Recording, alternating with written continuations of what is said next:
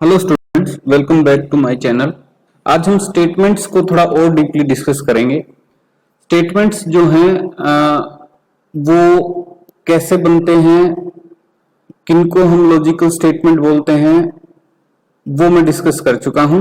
उस पे वीडियो आपको मिल जाएंगे। आई बटन में मैं आपको लिंक प्रोवाइड कर दूंगा, डिस्क्रिप्शन में भी आपको लिंक मिल जाएगा। तो हम जो बात कर रहे हैं वो लॉजिकल स्टेटमेंट्स की बात कर रहे हैं, कोई सिंपल स्टेटमेंट नहीं है ये।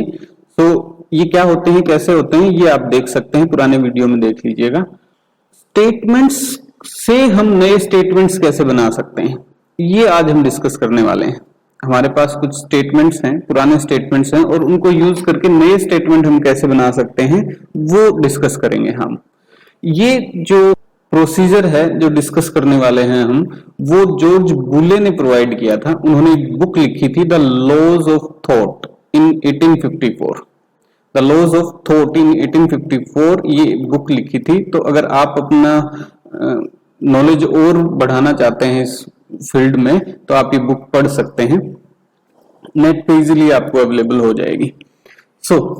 जो पुराने स्टेटमेंट हैं हमारे पास, उनको यूज करके नए स्टेटमेंट कैसे बना सकते हैं वो आज हम डिस्कस करेंगे। और सबसे पहला जो पॉइंट है उसमें वो है नेगेशन ऑफ ए स्टेटमेंट, यानी किसी स्टेटमेंट का डिनायल, नेगेशन।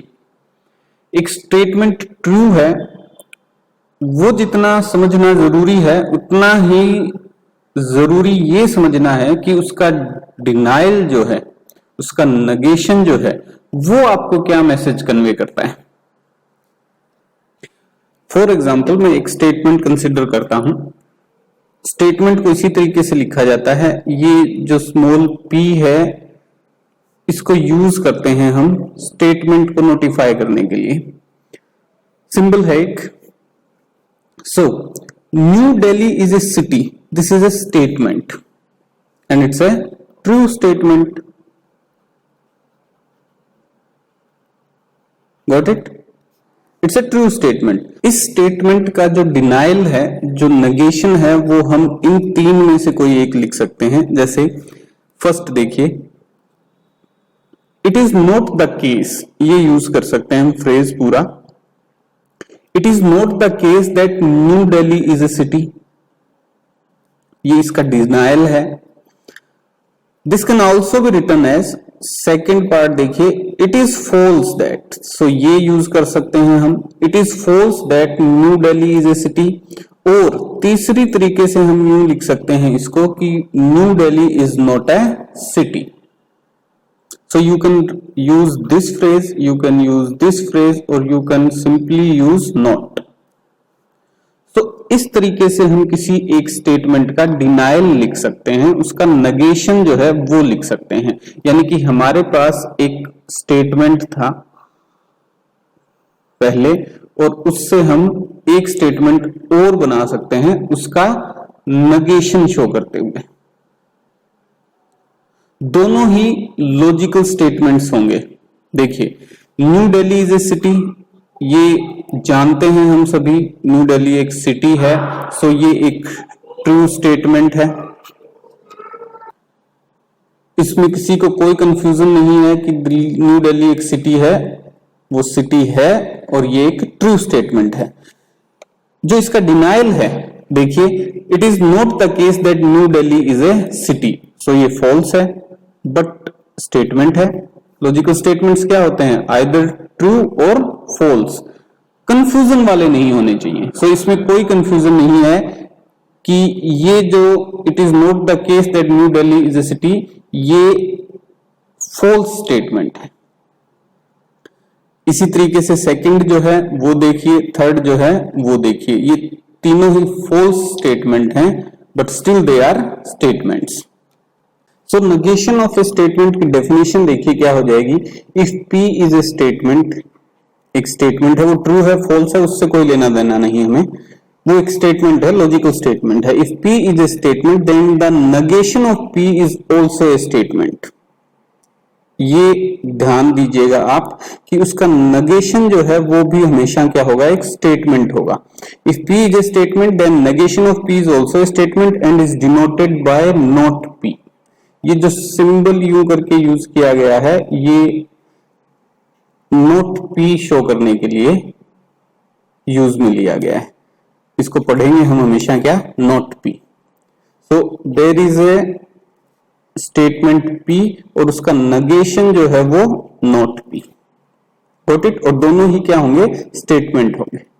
तो एक स्टेटमेंट का नेगेशन भी आपको हमेशा क्या मिलेगा, एक स्टेटमेंट ही मिलेगा।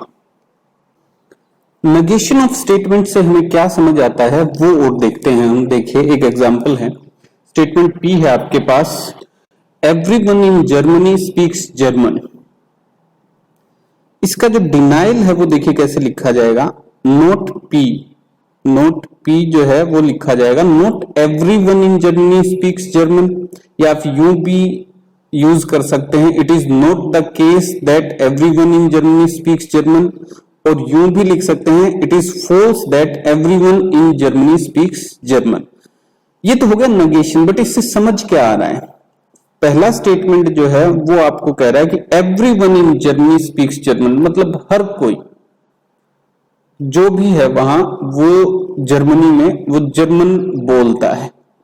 पहले स्टेटमेंट का मतलब ये है, वो ट्रू है फॉल्स है वो अलग बात है। नेगेशन से हमें क्या समझ आ रहा है कि not everyone in Germany speaks German, इसका मतलब ये नहीं हुआ जैसे कि पहले स्टेटमेंट में ये है कि जर्मनी में जो भी है, जो कोई भी है वो सब जर्मन बोलते हैं, तो उसका नेगेशन का मतलब ये नहीं हो जाएगा कि जर्मनी में कोई भी जर्मन नहीं बोलता। ये समझिए आप, उसका नेगेशन ये नहीं होगा कि जर्मनी में कोई भी जर्मन नहीं बोलता। तो इस स्टेटमेंट का मतलब क्या हुआ, क्या समझे हम इससे कि not everyone in Germany speaks German, इसका मतलब ये हुआ कि एटलीस्ट कम से कम एक बंदा तो वहां ऐसा है जो जर्मन नहीं बोलता। Got it. एक स्टेटमेंट आपको गिवन है कि everyone in Germany speaks German, जो कि हम फॉर द टाइम बिंग मान लेते हैं कि ट्रू है स्टेटमेंट, तो इसका नेगेशन जो होगा वो भी एक स्टेटमेंट होगा, और वो इस फैक्ट को जो हमने पहले स्टेटमेंट में दिया है इसको डिनाई करना चाहिए। तो एटलीस्ट एक बंदा आपको खोजना पड़ेगा जो ऐसा हो कि जर्मनी में रहता हो पर जर्मन नहीं बोलता। ठीक है, so not everyone in Germany speaks German का मतलब ये ना समझें आप पहले स्टेटमेंट को ध्यान में रखते हुए कि कोई भी जर्मनी में जर्मन नहीं बोलता। उसका सिंपल सा मतलब ये है कि एटलीस्ट एक बंदा ऐसा है जर्मनी में जो जर्मन नहीं बोलता। एक एग्जांपल और लेते हैं। एक स्टेटमेंट है, statement P, such that both the diagonals of a rectangle have the same length. Both the diagonals of a rectangle have the same length. अब इससे क्या समझ आता है हमें कि रेक्टेंगल के दोनों डायगोनल्स जो हैं वो सेम हैं। किसी भी रेक्टेंगल का, कोई भी रेक्टेंगल उठाओ आप, ऐसा मिलेगा आपको। इसका डिनाइल क्या हो जाएगा, नोट पी जो है वो आप कैसे लिखेंगे, या तो आप यूं लिखिए कि it is not the case, it is not the case that both the diagonals of a rectangle have the same length, आगे यही सेंटेंस आ जाएगा आपका। या फिर आप इसको यूं लिखें, इट इज फॉल्स दैट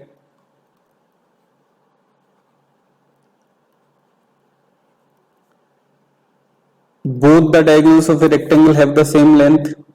ये फ्रेज यूज करके आप इसका डिनाइल लिख सकते हैं। अब उस डिनाइल से हमें समझ क्या आता है वो देखिए। अगर मैं यूं लिखता हूं, it is not the case that both the diagonals of a rectangle have the same length, इसका मतलब ये नहीं है कि किसी भी रेक्टेंगल के डायगोनल्स जो हैं वो सेम नहीं होंगे। इसका मतलब इस सेंटेंस का ये है कि एटलीस्ट कम से कम एक ऐसा रेक्टेंगल है जिसके डायगोनल्स जो है वो सेम नहीं है। सो हमें सिर्फ एक केस ऐसा चाहिए, एक ऐसा रेक्टेंगल चाहिए जो इस प्रॉपर्टी को जो हमने फर्स्ट स्टेटमेंट में दी है इसको डिनाई करता हो, नेगेट करता हो। कुछ और एग्जांपल्स कर लेते हैं हम। देखिए फर्स्ट वन देखिए, ऑस्ट्रेलिया इज अ कॉन्टिनेंट। सो ये स्टेटमेंट ट्रू है। इसका नेगेशन कैसे लिख सकते हैं आप? इसका नेगेशन लिख सकते हैं, तीन फ्रेज मैंने आपको बताए। पहला, it is not the case that Australia is a continent. Second, it is false that Australia is a continent. और सबसे simple, Australia is not a continent. Got it? So आप लिख सकते हैं इसको। इसमें सिंपली आपको क्या प्रोवाइड करना है, इज के बाद आप नोट लगा दें, Australia is not a continent. तो वो स्टेटमेंट कैसा होगा, मैं लिखता हूं अलग से, Australia is not a continent. ये नेगेशन लिखा है मैंने फर्स्ट स्टेटमेंट का। ये स्टेटमेंट क्या है? फर्स्ट स्टेटमेंट जो है ऑस्ट्रेलिया इज ए कॉन्टिनेंट, वो आपका ट्रू है। ये स्टेटमेंट क्या है? ये फॉल्स है, क्योंकि हम जानते हैं Australia is a continent. Second देखिए, there does not exist a quadrilateral which has all its sides equal. अब ये स्टेटमेंट ट्रू है या फॉल्स? ये फॉल्स है। देखिए स्टेटमेंट बताता हूं मैं क्या है आपको। वो कह रहा है कि देयर डज नॉट एग्जिस्ट, मतलब कोई ऐसा quadrilateral, there does not exist, कोई ऐसा क्वाड्रिलेटरल एग्जिस्ट नहीं करता जिसकी चारों साइड्स इक्वल हों। बट ऐसा है स्क्वायर, हम जानते हैं उसकी चारों साइड्स क्या होती हैं? इक्वल होती हैं। तो ये स्टेटमेंट फॉल्स है। इसका नेगेशन कैसे लिखेंगे? इसका नेगेशन आप लिख सकते हैं, it is not the case that there does not exist a quadrilateral which has all its sides equal. और यूं लिख सकते हैं, it is false that there does not exist a quadrilateral which has all its sides equal. या फिर आप सीधा यूं लिखें कि देयर एग्जिस्ट, डज नॉट है उसको हटा दीजिए, ठीक है, there exist a quadrilateral which has all its sides equal। और ये स्टेटमेंट क्या हो जाएगा? ये ट्रू हो जाएगा, क्योंकि वो हम जानते हैं स्क्वायर होता है, ठीक। और इसका मतलब क्या हुआ? देयर एग्जिस्ट मतलब एटलीस्ट एक ऐसा क्वाड्रिलेटरल है जिसकी चारों साइड्स क्या होती हैं? इक्वल होती हैं। समझ गए? थर्ड देखिए, every natural number is greater than zero. Natural numbers क्या होते हैं? जो 1 2 3 काउंटिंग नंबर्स 1 से स्टार्ट होते हैं। So every natural number is greater than zero. So ये एक ट्रू स्टेटमेंट है, पता है हमें, जानते हैं हम, ठीक है। इसका नेगेशन कैसे लिखेंगे आप? It is not the case that every natural number is greater than zero, या फिर it is false that every natural number is greater than zero, या फिर there exist a natural number which is not greater than zero, ऐसा लिख सकते हैं आप, ठीक। तो वो क्या हो जाएगा? फॉल्स हो जाएंगे। इसके नेगेशन जो है वो तीनों ही क्या हो जाएंगे? फॉल्स हो जाएंगे।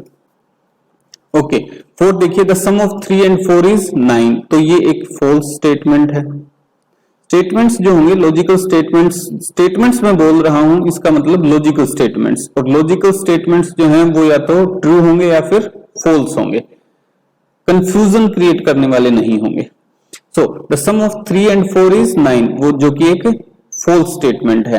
तो आप इसका नेगेशन कैसे लिख सकते हैं? It is not the case that the sum of 3 and 4 is 9, या फिर it is false that the sum of 3 and 4 is 9, और यू लिख सकते हैं आप simply the sum of 3 and 4 is not 9, ठीक। The sum of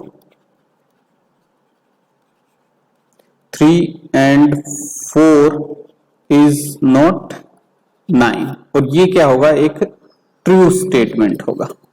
got it?